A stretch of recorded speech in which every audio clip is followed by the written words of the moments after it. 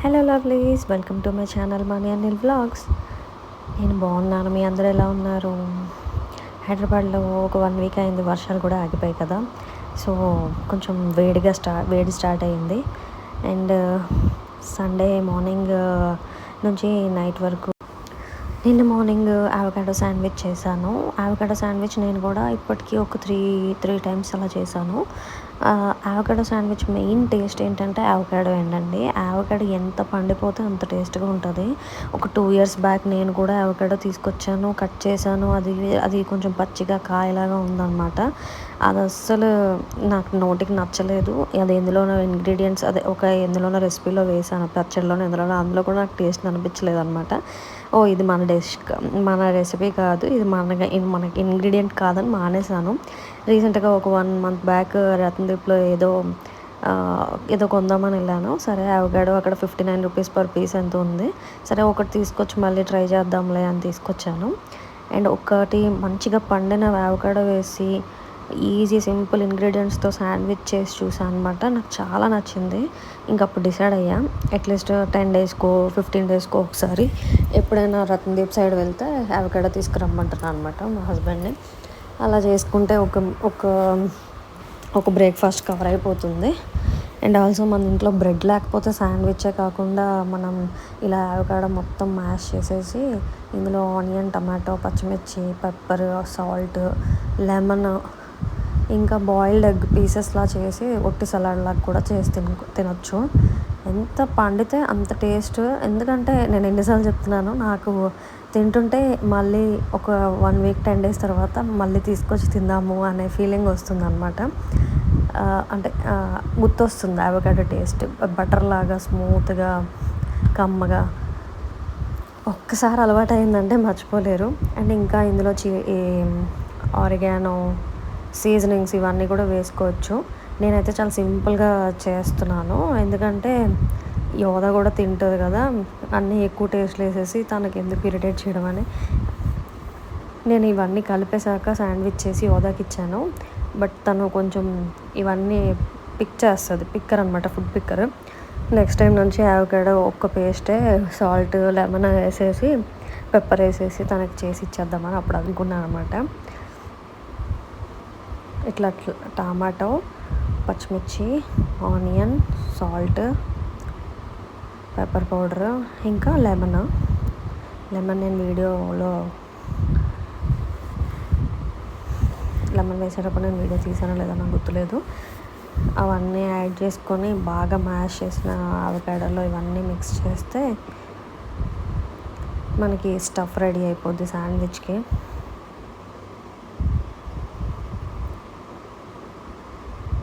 Simple and ఏమంటారు, యమ్మీ breakfast.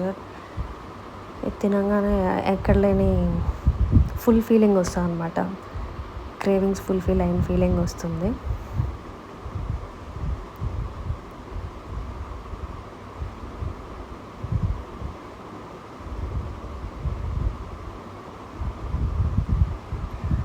Avocado ఇంత costly అని అంటారా?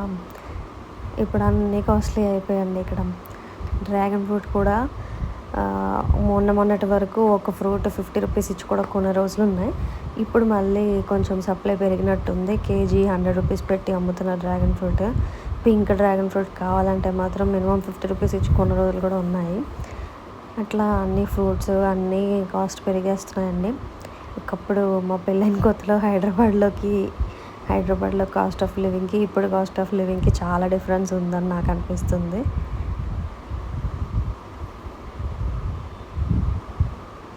అండ్ ఇది నేను టేస్ట్ చూస్తున్నాను, ఎందుకంటే ఇంకేమైనా కావాలంటే వేద్దామని. బట్ యమ్మీ ఉంది అసలు. లాస్ట్లో ఆ సలాడ్, ఆ స్టఫ్ మిగిలిపోతే అదొకటి సలాడ్లా కూడా తినేసాం మేము. అంత ఇష్టం అనమాట. బాగా నచ్చేసింది మా ఇద్దరికి అయితే, నాకు మా హస్బెండ్కి. యోధ కంటే తనకి ముందుసారి చేసినప్పుడు ఇవ్వలేదు, తన స్కూల్కి వెళ్ళాక చేసుకున్నాం. తనకి ఇదే ఫస్ట్ టైం ఇచ్చాను అనమాట.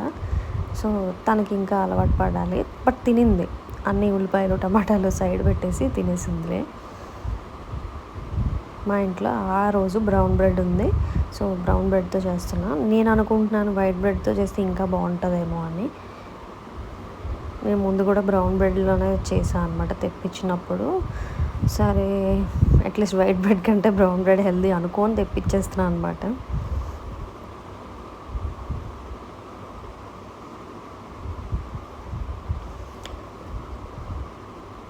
ఈవినింగ్ ఈ నరసింహస్వామిది మూవీ వచ్చింది కదా, అది చూద్దామని ఒక 3-4 డేస్ నుంచి అనుకున్నా. సాటర్డే కూడా యోధాకి స్కూల్ ఉండేసరికి సండేకి టికెట్స్ తీసాం అనమాట.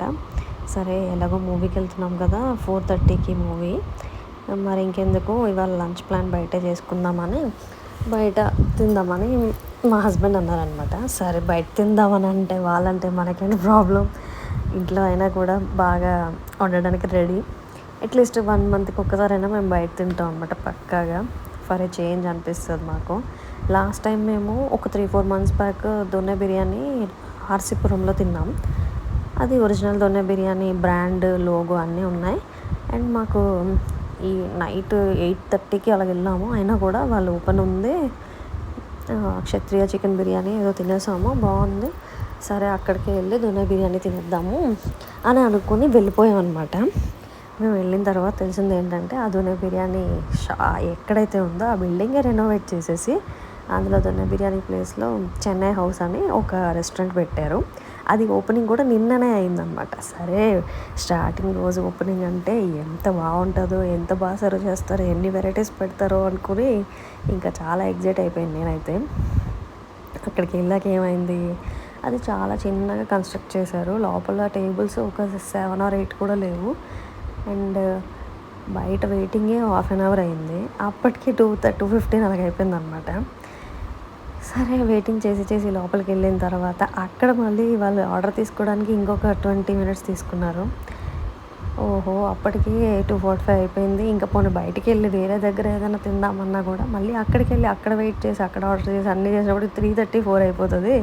సరే అని అక్కడ ఏమి అవైలబుల్గా ఉన్నాయో అనేసి అడిగితే చెన్నై హౌస్ కదా, అక్కడ దొన్నె బిర్యానీ ఉంది, అది ఆర్డర్ పెట్టేసి తినేసాం. ఫస్ట్ డే కదా, బిర్యానీ దొన్నె బిర్యానీ రైస్ అంత ఏం లేదు ఇంప్రెసివ్గా. అందులో చికెన్ కూడా గట్టి ముక్కల్లో వేసేసారనమాట. అస్సలు సాటిస్ఫైడ్గా లేదనమాట లంచ్. సరే లంచ్ సాటిస్ఫైడ్గా లేదని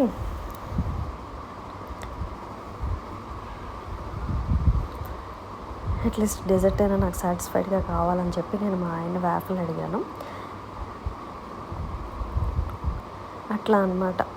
కొన్ని రోజులు మనం బయటికి వెళ్ళేటప్పుడు ఎంత ప్రిపేర్డ్గా వెళ్ళినా, ఎంత ప్లాన్డ్గా వెళ్ళినా మనం ఏదో అనుకొని వెళ్తాం, కానీ ఇంకేదో అవుతుంది అనమాట. ఏదో తినేద్దాం, ఏదో ఎలాగో చేసేద్దాం అనుకుంటాం, కానీ అక్కడికి వెళ్ళాక ఇంకేదో అవుతుంది. అది నిన్న నాకు అలా అనిపించింది. లంచ్ చాలా రోజులకు బయట తిన్నాము. ఆల్మోస్ట్ 3 మేము హంపి వెళ్ళేటప్పుడు బయట తిన్నాం. ఆ తర్వాత లంచ్ అయితే బయట తినలేదు ఇప్పటివరకు. సరే మంచిగా తినేద్దాం అనుకుని వెళ్ళాను అనమాట. వెళ్ళిన తర్వాత దొన్నె బిర్యానీ అది కూడా సరిగ్గా లేదు, అంటే అంత సాటిస్ఫైడ్గా అనిపించలేదు. నేను లాస్ట్ 2-3 times దొన్నె బిర్యానీ తిన్నప్పుడు వావ్ కుష్కా అంటే ఆ ఫ్లేవర్ నాకు ఇష్టం అనమాట. దొన్నె బిర్యానీ ఫ్లేవర్ అంటే చాలా ఇష్టం. మళ్ళీ తినాలనిపించేటట్టు అనిపిస్తుంది. బట్ నిన్న మాత్రం స్కేరీ ఎక్స్పీరియన్స్ ఇదేనండి. నేను చెప్పిన చెన్నై హౌస్ ఓపెనింగ్ అయింది కదా, యోధా బయట వెయిట్ చేస్తున్నప్పుడు యోధా ఎక్స్ప్రెషన్స్ చూడాలి. ఇంకా ఎంత టైం అని విసిగిపోతూనే ఉంది. అండ్ లంచ్ అలా అయిపోయిన తర్వాత ఇంకా వ్యాఫల్స్, బెల్జియం వ్యాఫల్ దగ్గర ఆగేసి నేను ఎప్పుడు డైలీ తినే కిట్కాట్ వ్యాఫల్ ఒకటి కొత్తగా ట్రై చేద్దామని అదొకటి టేస్ట్. రెడీయా? ఏ మూవీయో తెలుసా? దేవుడు మూవీయా? మూవీ నేమ్ ఏంటి? మహావతార నరసింహ. ఆ స్పెట్స్ ఎందుకు పెట్టుకున్నావు? 3D ఎఫెక్ట్ కావాలంటే 3D మూవీకి వస్తే 3D స్పెట్స్ పెట్టుకోవాలి.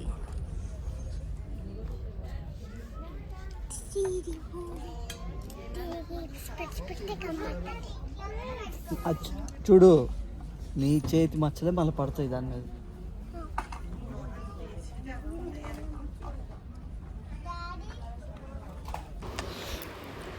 మూవీ బాగుంది. విజువల్స్, విఎఫ్ఎక్స్ అసలు పిల్లలకైతే ఆ స్టోరీ తెలియదు కాబట్టి పిల్లలు బాగానే చూస్తారు. నాకైతే 3D కంటే నార్మల్దే బెటర్ అని ఫీలింగ్ వచ్చింది. ఎందుకంటే యోధా కాసేపటికే 3D స్పెట్స్ తీసేసింది, ఏం డిఫరెన్స్ లేదు.